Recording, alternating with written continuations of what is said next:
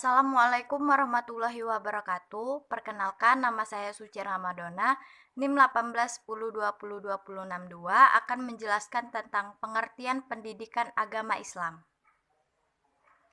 Pendidikan dapat diartikan sebagai bimbingan secara sadar oleh pendidik terhadap perkembangan jasmani dan rohani peserta didik menuju terbentuknya kepribadian yang utama, sehingga pendidikan dipandang sebagai salah satu aspek yang dimiliki peranan pokok dalam membentuk generasi muda agar memiliki kepribadian yang utama.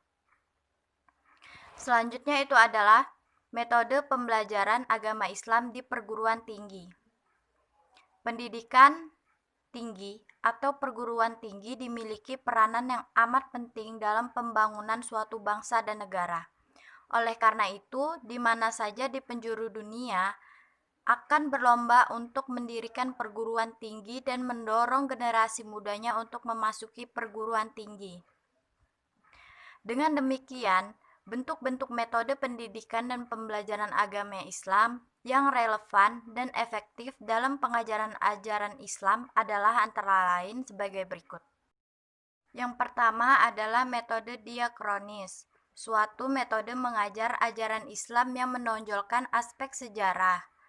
Yang kedua, metode sinkronis analisis, suatu metode pendidikan Islam yang memberikan kemampuan analisis teoritis yang sangat berguna bagi perkembangan keimanan dan mental intelek.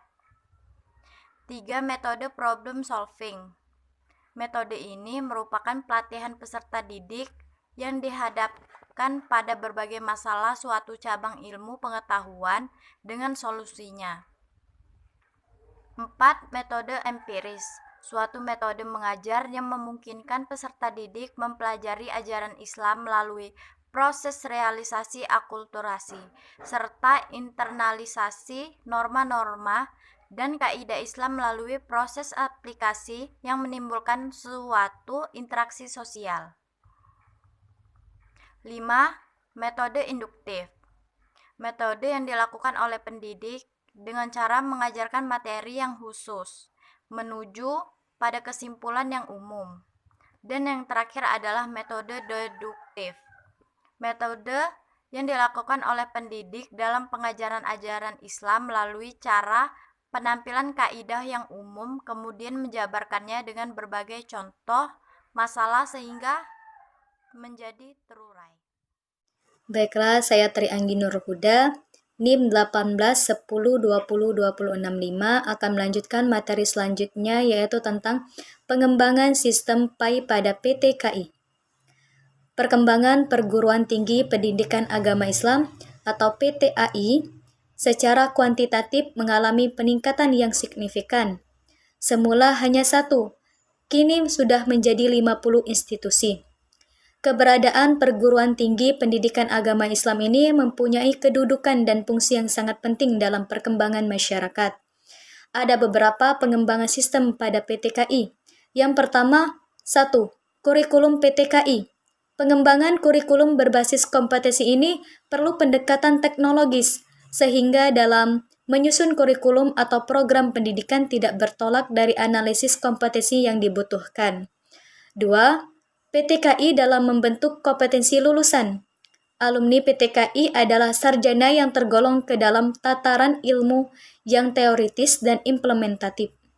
Sebagai ciri adalah keahlian yang tidak semata-mata implementatif, tetapi juga memiliki keahlian konseptual yang berciri khas analitik.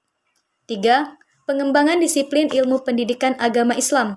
Berdasarkan keputusan Menteri Agama Nomor 110 Tahun 1982, pembidangan agama Islam telah dikembangkan dalam lingkungan perguruan tinggi, baik negeri maupun swasta.